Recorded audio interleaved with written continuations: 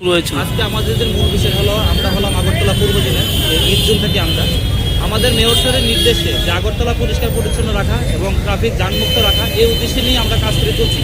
আমরা আজকে আশ্রম চক্র থেকে শুরু করে মোটর স্ট্যান্ড অব্দি আমরা ইভিকশন ড্রাইভ করেছি।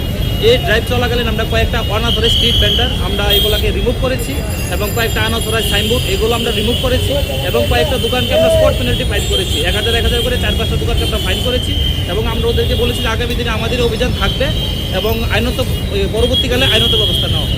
কি মনে হচ্ছে আগে থেকে আপনাদের অভিযান? আগে থেকে আমাদের অভিযান চালানো এখন প্রায় অনেকটাই পরিবর্তন হয়েছে। পাবলিক এবং পাবলিকেরও সাধারণ জনগণও চলাফেরা করতে অনেকটাই সুবিধা হচ্ছে।